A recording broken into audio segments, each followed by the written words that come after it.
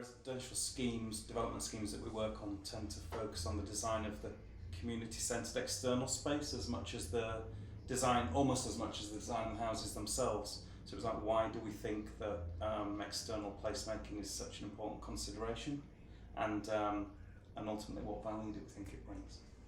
I think, well, it's an easy win. That's the main thing, really. Yeah.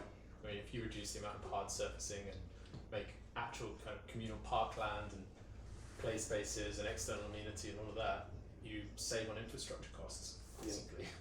And you just create what they call curb appeal, right? So when you go into your residential development, you know, you're creating an actual place that people want to be and to buy, rather than the kind of generic suburban housing that you see a lot of in the mass house building. So it's about that setting for me, I think, because you can design the houses, and obviously there's repetition often in the types of houses that you will have in any one development. So the thing that sits outside of that, and also the thing that sits perhaps outside of how the houses themselves will change, such as the interiors, is the setting in which they sit, and that kind of connects all of these things, and that's the space that the people are going to share, irrespective of what you do to your individual house.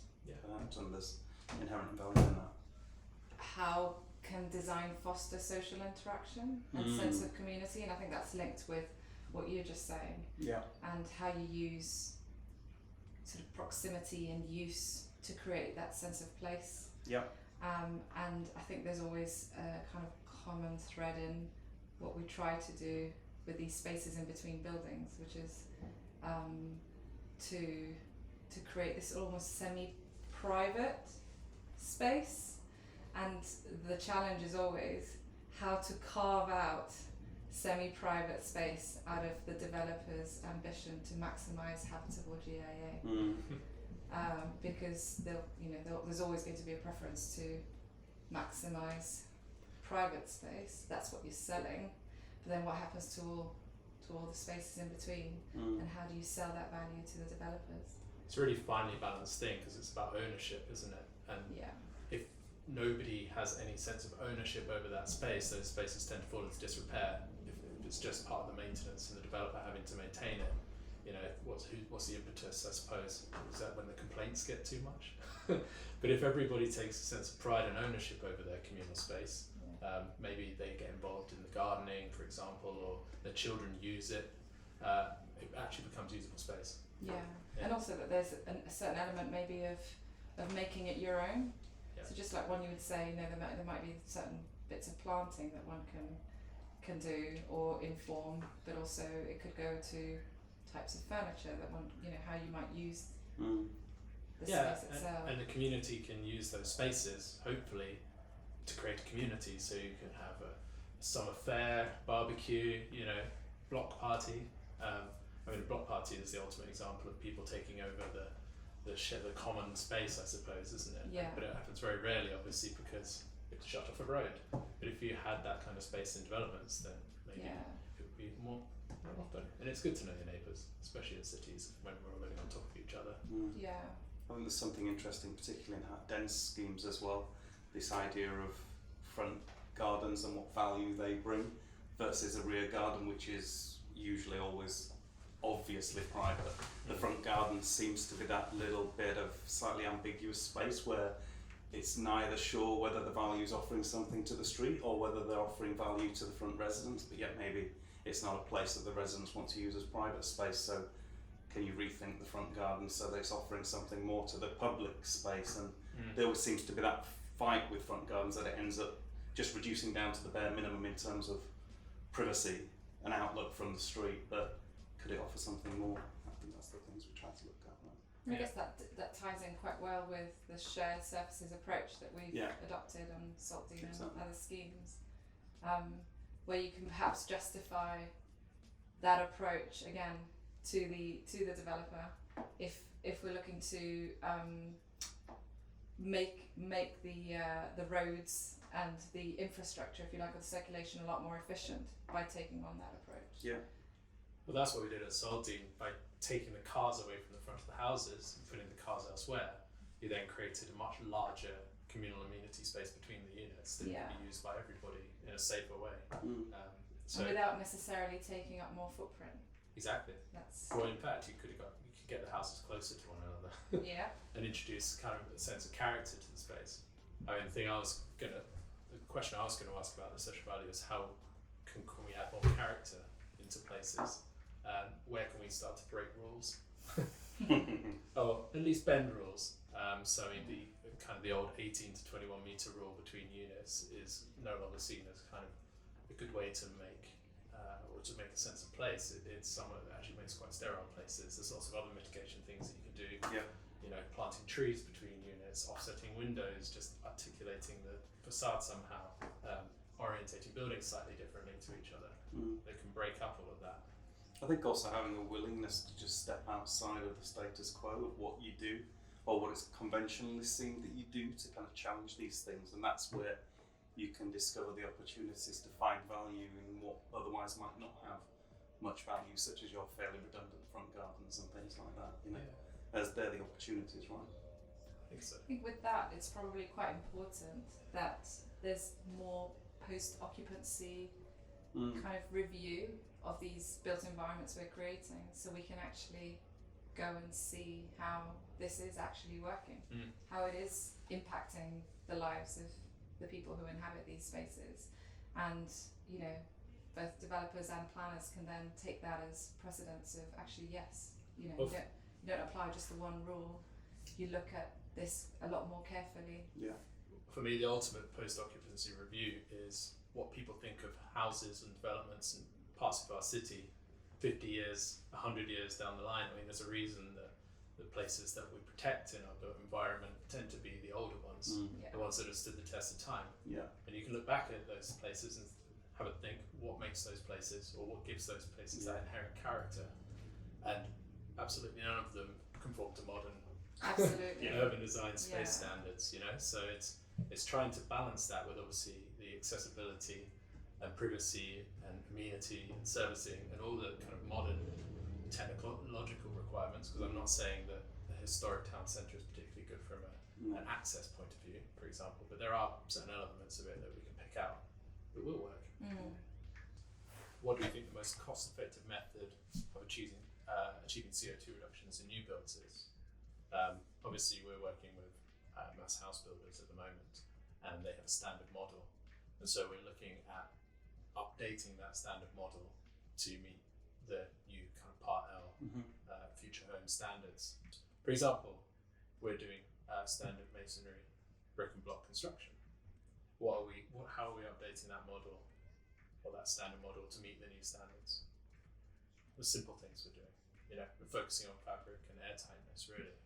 Yep. I mean, I think the fact that even with the passive house projects that we're working on that have been done in traditional build, you know, in essence that comes down to airtightness, massively increasing your thermal insulation, upping the spec of your, you know, your glazing, so triple glazing and things like that. Beyond that, you'd probably start to be talking about questioning maybe the block work and the amount of concrete that's used and things like that. So eventually you will get to the point where you have to start questioning these things, to the embodied energy. The embodied energy in the materials, rather than just, you know, the amounts of insulation you've got, the amounts of airtightness. I think, coupled with that, it's the rigor on site. Yeah. And it's if we as a first step get to the point where the contractors are buying into the idea of building better, building well, just, you know, because they can. It's actually quite straightforward. It is. That will be the biggest leap.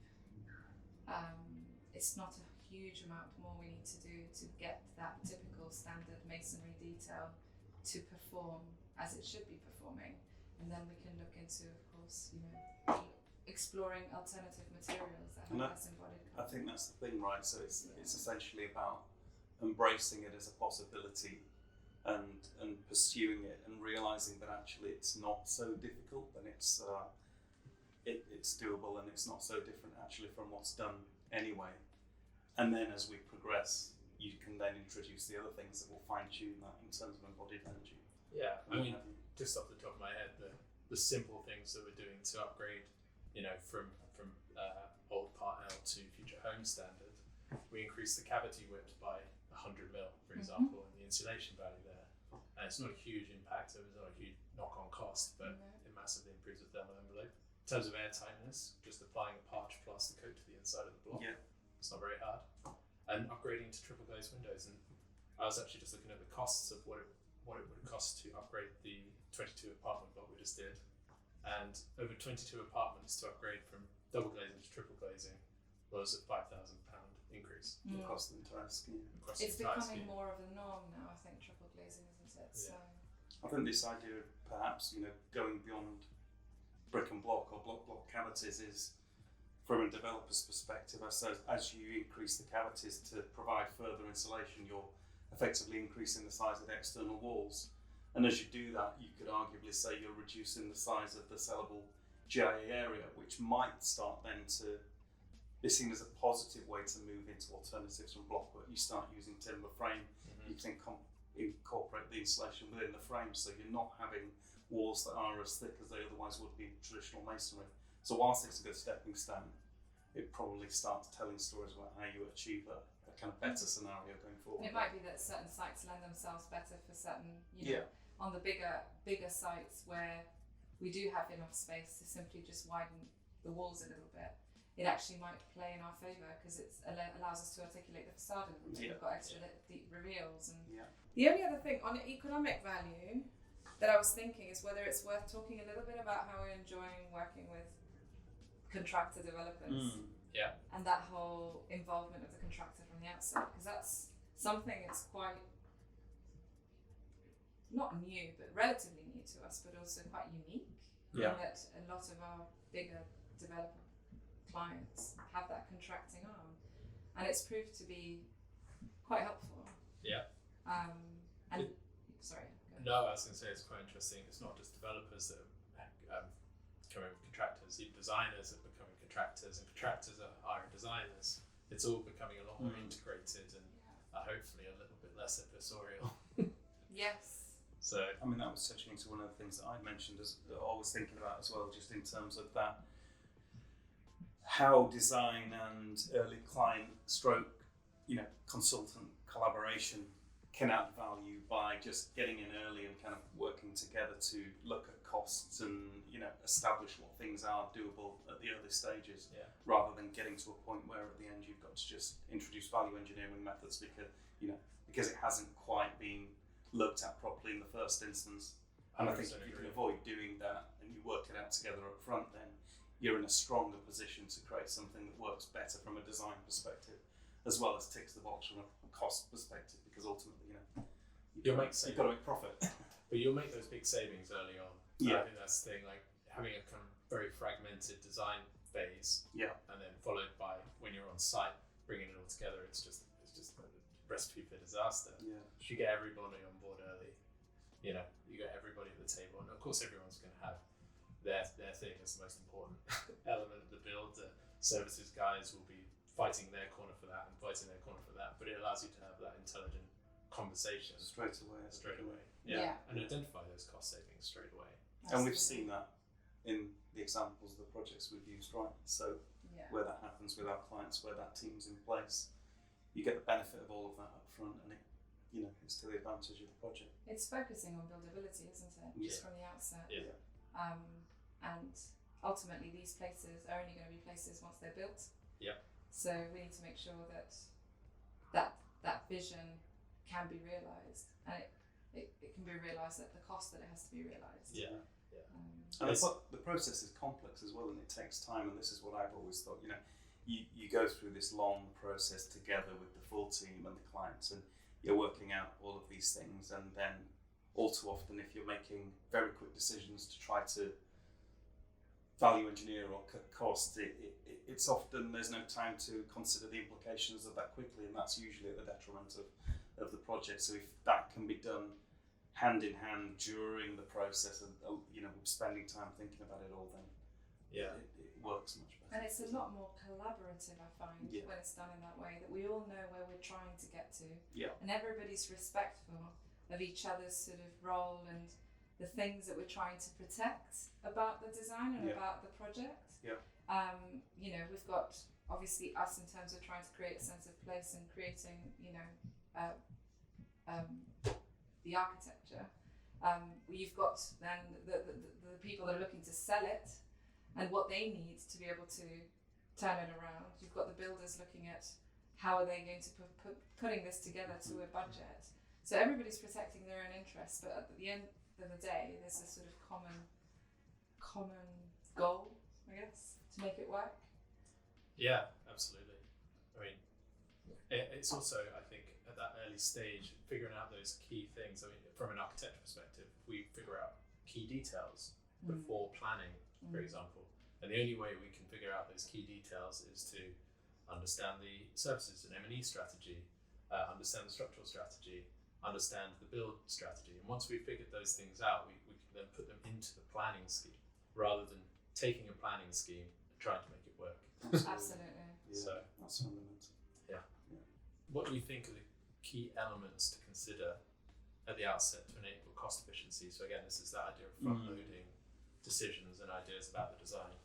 The first thing I've got here is kind of trying to work with the existing site, not against it. I mean, it sounds obvious, but really having a fundamental understanding of the existing site, existing topography, buildings, trees, that comprehensive site analysis at the start is key, rather than just considering that you have a blank slate. Yeah, the number of kind of master plans you see and come across that clearly assume a flat site and largely don't work as a consequence of not understanding the topography from the outside. I do wonder though how much that is a result of perhaps lack of experience in actually building and delivering, right? Because it only takes you going through these things a couple of times. And then they're at the forefront of your mind when you next design a project. So I suspect that's part of the reason why we're coming across these, or it's perhaps not adequately resourced planning applications. There's a lot of speculative work that goes on, right? And you're trying to do something on a shoestring because it is on spec, and therefore you don't actually get something properly looked at. And so we always keep banging on the same drum, which is to definitely resource the planning stage. That's when you add the most value. You need to adequately resource it. I mean, even just thinking of two of our latest projects, one of them we didn't have civils input before planning. The latest one, now we do get civils input at the planning stage, and it's been completely invaluable, hasn't it, in terms of the site layout, progression, and sustainable drainage strategy, and all of that being integrated completely into the master plan. Just approach to retaining wall structures. There's a number of different ways we can approach it, and we're looking at what is the most buildable and cost-efficient way of retaining ground. What impact does that then have on the aesthetic appearance of it? And we make that decision together with the civils. We don't just impose a material we want to see and then let the civils engineers try and resolve it. And arguably, once you've got planning without those things in place, then to try to claw back, and make changes that can accommodate the things once you've then worked out the civils is much more difficult to do once you've got a kind of approved scheme in place that's, set in stone, if you like. Yeah, there's going to be a lot of planning amendments.